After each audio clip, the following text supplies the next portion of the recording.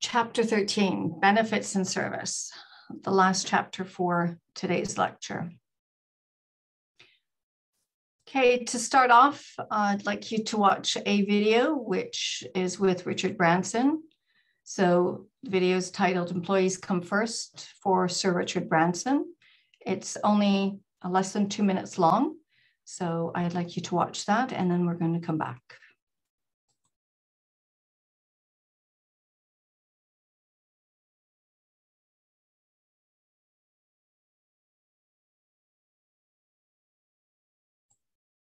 The link is in the chat.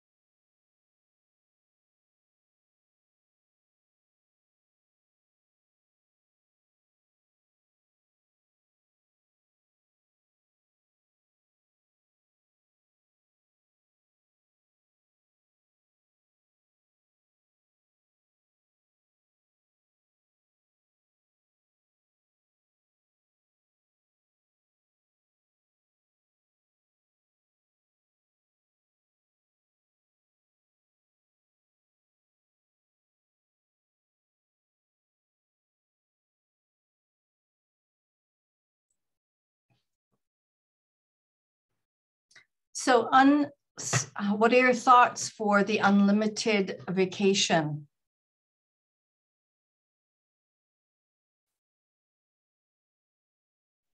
He mentioned that they have unlimited leave.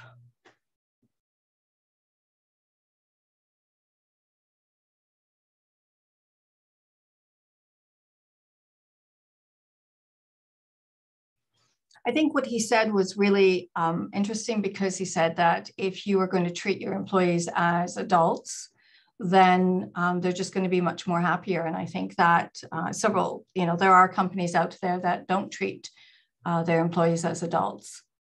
So the unlimited leave seems like a really good incentive package where they don't have to constantly go in and ask. Somebody might not have leave anymore and something happens. They might have to go for a wedding, or they might have to go for a funeral, or they might have to go, be with sick parents or sick child or family member. You don't want to have that weighing heavy on your mind. You want them to be able to then be able to come back to work and know that their job is secure. So it's an interesting idea.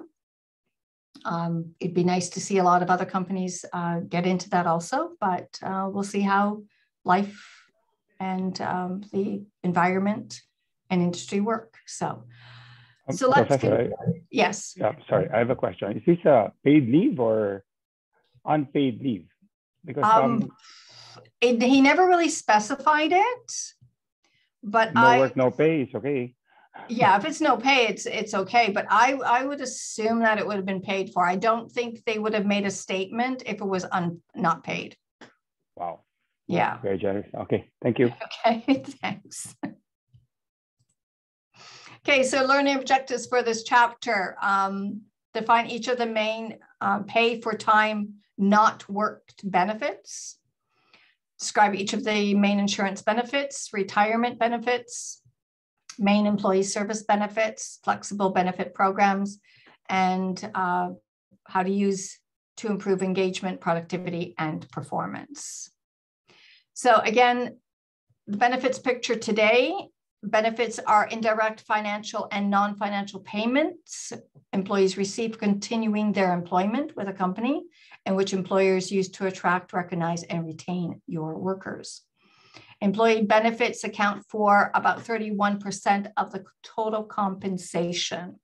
So when you are creating your strategy for your companies, you have to understand is that, yes, salary, and then you've got your, your incentives, but you also have to look at the indirect financial and non-financial benefits that you are offering to your employees, which make up about 31% of the compensation.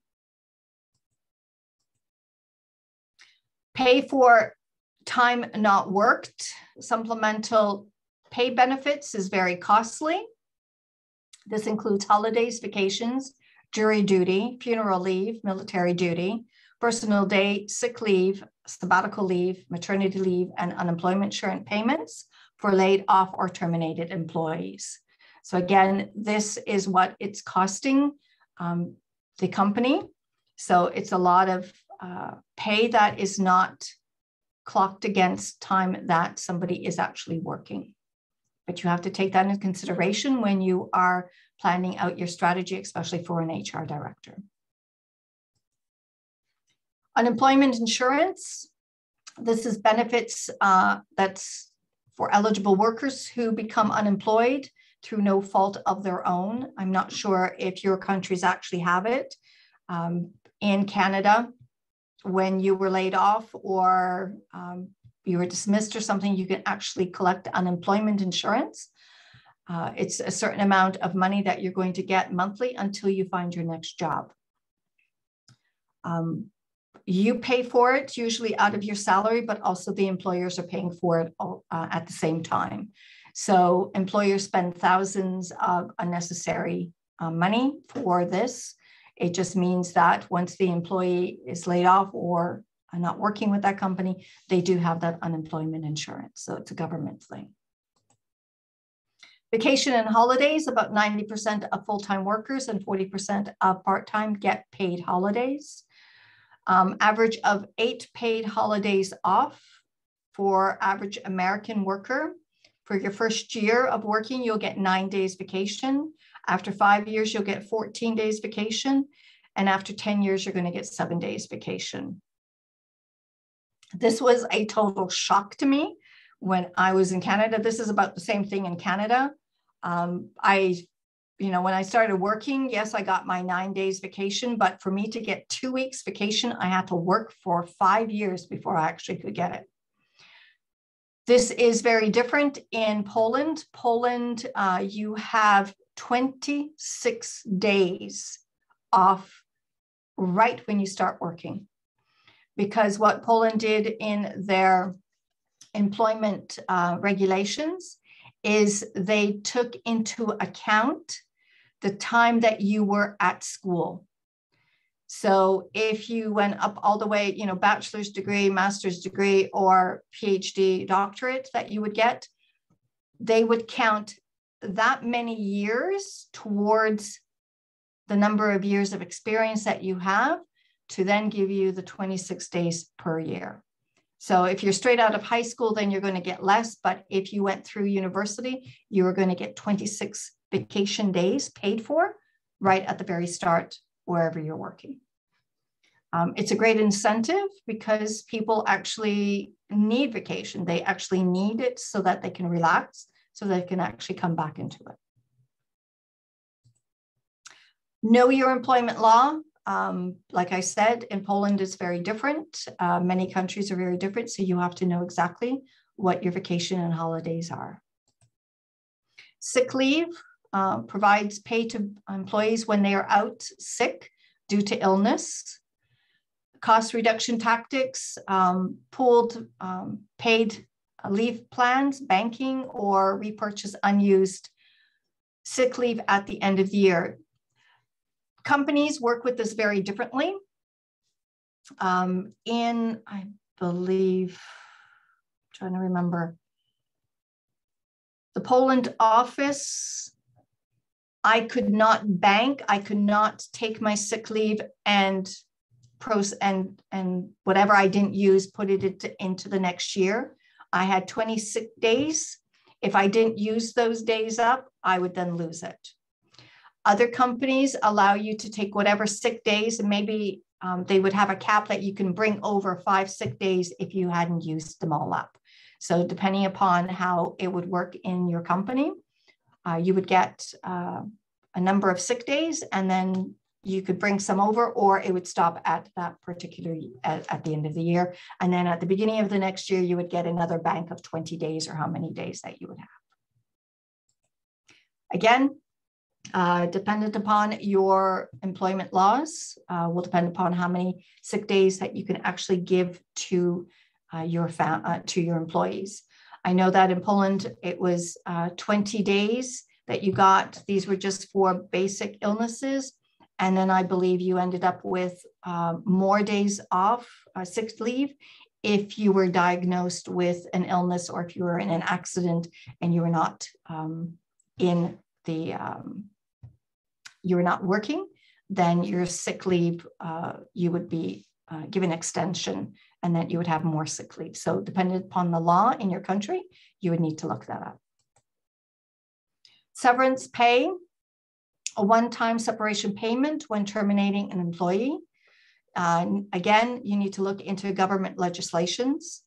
When I was laid off with my team, all of them were in the United States. I was the only one in the Poland office. I was given 2 months of severance pay, while my colleagues in the United States, because that's part of their regulation, they were given 6 months of severance pay, which wasn't fair in my book, because I was making 4 times less than the counterpart that I had in the United States, and they ended up with a lot better severance pay.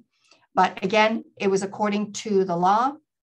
The director in the Poland office told me this is according to law. She can give me, minimal that she can give me is the 2 months pay. And she was not going to give any more than that. So again, look at what government legislations are, but also look at from humanitarian point of view of what your separation pay could be, or severance pay. Supplemental unemployment benefits. Sometimes companies may end up giving employees a cash payment, so that this is going to keep them going while they are out of work and looking for another job. So they might be given a specific amount of money so that they would tie them over until they find the next job.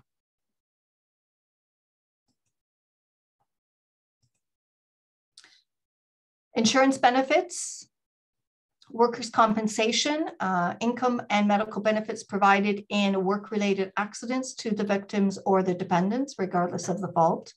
So again, this is worker compensation. This is something that is embedded in many countries, that this is being paid for by the company into the worker compensation pact. Hospitalization, health and disability insurance. Again, some of these are put forth by laws in the individual countries. So in this particular case, this is for the United States. They have coverage for Patient Protection and Affordable Care Act, and they have Health Maintenance Organization and Preferred Provider Organization and mental health. When we worked, every contract that I've ever had, I've had health insurance, but then dependent upon what that health insurance actually provided, what the company would pay for, and then what I would have to pay for extra. Insurance benefits, long-term care, such as nursing assistance for old age, life insurance, accidental death and dismemberment coverage, benefits for part-time and contingent workers. So in the Poland office, I was given a life insurance. Life insurance was on the fact of my accidental death, my husband would end up with a specific amount of money. So that was automatically given to me by the company itself. A lot of other companies may end up where this is extra, where you as an employee might pay into a life insurance policy. So there's other insurance benefits that companies could possibly give, or they could actually be part of a group where employees can actually pay into it. Retirement, this is something that you need to look at. Yes, as you are starting off at work, you don't really think about it, but you need to look at your Social Security, your retirement fund.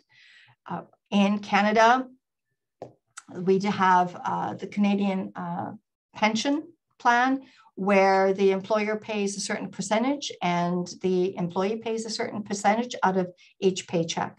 So then when you retire at 65, you are then able to then claim that pension plan, and then you're able to live off of that. So dependent upon, again, what you have in your individual countries. Retirement benefit, pension plans provide income to individuals in their retirement, and just over half of full-time workers participate in some type of pension plan at work. When I worked in the Middle East, there was no pension plan at the time. The pension plan that you got was that extra month's pay at the end of your contract for each year you worked. That was considered your pension plan, and then you could do with whatever you wanted to do with it. With the Canadian pension plan, and even the pension plan that I paid for in Poland, that is taken out of your salary. It's put away into the government fund, and then you cannot claim it until you retire. Again, you need to look at the different laws when it comes down to pension benefits in the different countries that you're working in. Pensions and early retirement. Often you could take an early retirement at age 50. It's for a limited time. The employees can retire early, generally with a combination of improved or liberalized pension plans plus a cash payment. When I decided to leave the college that I was working at in Canada, before I moved to the Middle East, I took an early retirement because the college itself was not doing well. The colleges in Canada were not doing well at that time, so they were downsizing. So they gave this window, this time period where you could actually ask for early retirement. So I decided to do that. And so the pension that I had put into, the money that I put into the pension plan, I was able to take 50% of it out as cash. And then the other 50% is still in a pension that when I turn 65, I will be able to claim. Okay. So again, this is something that they would incentivize for people that are 50 years and older. I wasn't 50 at the time when I took it out. I was a lot younger than that, but they were able to give it to me. Personal services and family-friendly benefits. So again, some services that companies might offer their employees is legal or personal counseling, family-friendly services such as childcare facilities, educational subsidies, or executive prerequisites. So again, there could be different benefits that your company might be offering for their employees. Personal services, this could be something which is voluntary. So you might want employee assistance programs where there could be sort of counseling, advisory services, financial services that you might want to actually take part in. A company might have these programs available. Just like what we've said here, childcare, sick child benefits, educational subsidies. Like I mentioned before, when I worked in the Middle East, my child's education was paid for.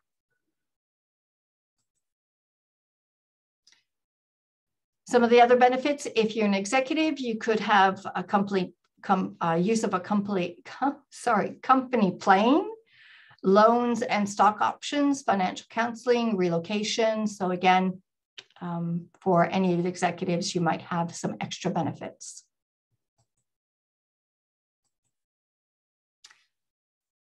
There's something called a cafeteria plan, and this provides participants an opportunity to receive a choice of certain benefits on a pre-tax basis. So what does this mean? Flexible spending, reimburse employees for expenses such as they incur buying certain quality benefits such as medical and other expenses. So like I mentioned before, when I was in the Middle East, we were given a medical package. But if I wanted dental to be included in it, I would have to pay extra into the medical plan. So again, you could have that where your employees are paying extra into it and they're not being taxed on that amount that they're putting into that plan. Core Plus options establish a core set of benefits such as medical insurance, mandatory for all employees, and then employees are able to choose other options. Like I mentioned, you could have health insurance, but then if you wanted dental insurance, that would be extra that you would have to pay for. Another benefit, flex time, telecommuting, compressed work week, job share, and work share. So as we saw with the COVID pandemic, working from home came into play, which is great for a lot of families. But also what you can end up doing is you could job share where two people are going to be doing the job of one. You can also have compressed work week where instead of working, 5 days a week, you might work 4 days a week, but you might end up working 10 hours a day for those 4 days. So different types of benefits for employees.